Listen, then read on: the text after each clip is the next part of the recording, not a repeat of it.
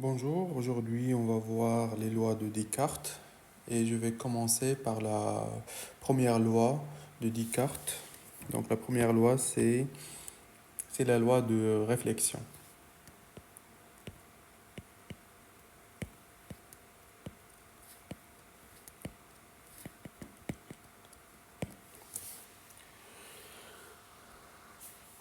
Donc qu'est-ce qu'il dit cette loi?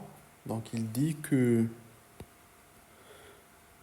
si on a deux milieux, donc le premier milieu avec un indice de réfraction N1 et un autre milieu avec un indice de réfraction N2. Et on a la normale. Donc si on a un rayon incident avec un angle d'incidence I, on a un autre rayon qui va être réfléchi avec un rayon ou bien un angle de, de réflexion est égal à R. Et ces deux angles, ils sont égaux. Donc ça, c'est la première loi. Donc l'angle d'incidence égale à l'angle de réflexion. Donc j'ajoute une petite remarque que le rayon incident et le rayon réfléchi et la normale sont dans le même plan.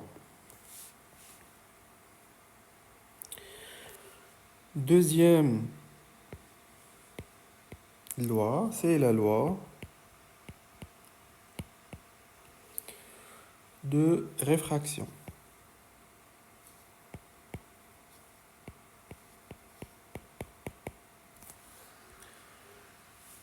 Cette loi, il dit que si on a deux milieux, comme tout à l'heure, donc N1 et N2, et on a un rayon qui est incident, donc ça c'est la normale, avec un angle d'incidence I,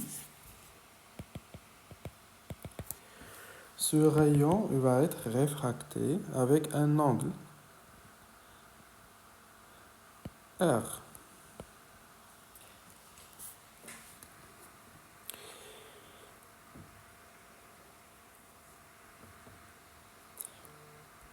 Dans ce deuxième loi, on a deux cas.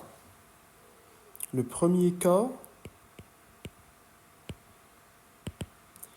si on a un indice, l'indice de réfraction N1 supérieur à l'indice de réfraction N2. On va utiliser la loi de Snell-Descartes qui dit N1 sinus I1 est égal à N2 sinus R. Donc là, j'ai oublié de... Donc là, c'est juste I. Voilà.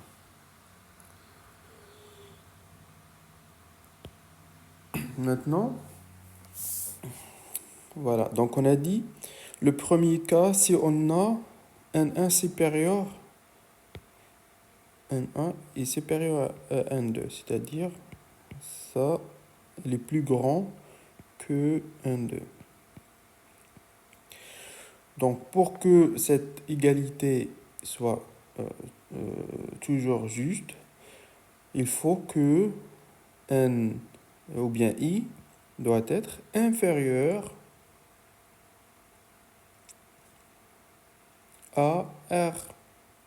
C'est-à-dire il faut qu'on trouve R plus grande que I. C'est-à-dire l'angle réfracté il va être plus loin donc, de la normale. Voilà, donc si on veut dessiner ce cas-là, donc voilà, on a la normale. Voilà l'angle ou bien le rayon incident avec I. Donc c'est continu directement. Donc voilà l'angle R. R, dans ce cas-là, on a R, il est supérieur. On a R, il est supérieur à I, car on a N, donc l'indice de réfraction du milieu 1 est supérieur à l'indice de réfraction dans le milieu 2. Voilà, donc dans le deuxième cas, donc si on a l'inverse, c'est-à-dire N2 est supérieur à 1,1. Voilà. Deuxième cas, si on a 1,2 supérieur à 1,1, dans ce cas-là, on va trouver R est inférieur à I. D'accord? C'est-à-dire que le rayon réfracté, il va être plus proche que la normale. Voilà, donc si on veut faire le dessin,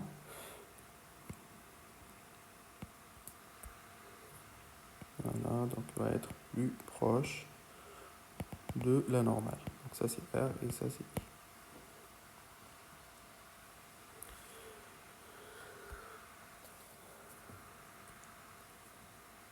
Donc la troisième loi, c'est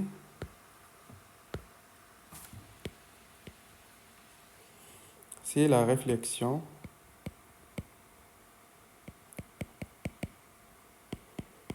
totale. Donc pour qu'on a une réflexion totale,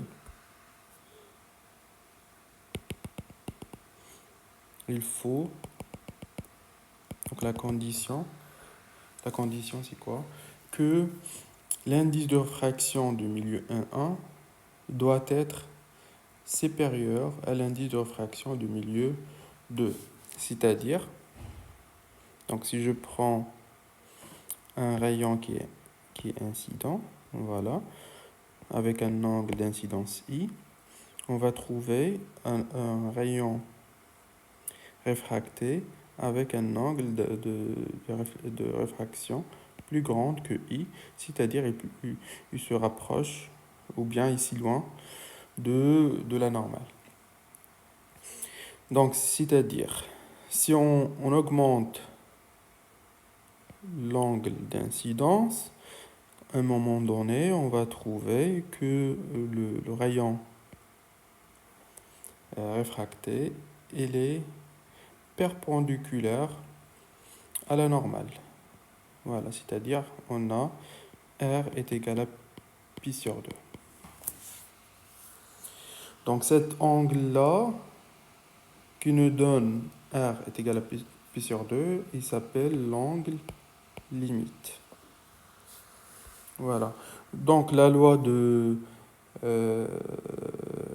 Snell-Descartes, dans ce cas-là, on a N1 sinus I est égal à N2 sinus R. Donc je vais remplacer R par pi sur 2, c'est-à-dire le sinus de pi sur 2 est égal à 1. Voilà. Mais dans le cas où on a I est égal à I limite. Voilà. Donc, voilà. Si je veux le sinus I limite, c'est le N2 sur N1. Et puisque N1 est supérieur à N2, donc ce rapport il est inférieur à 1. Voilà. Donc pour une réflexion totale,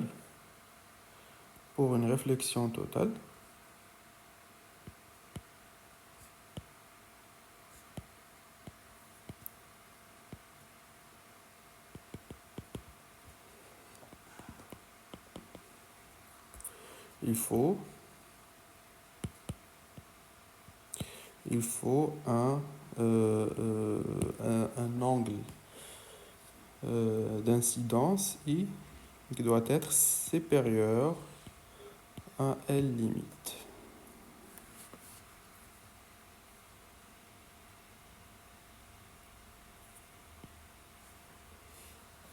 Voilà pour aujourd'hui, j'espère que j'étais clair. Bon courage et à une autre vidéo.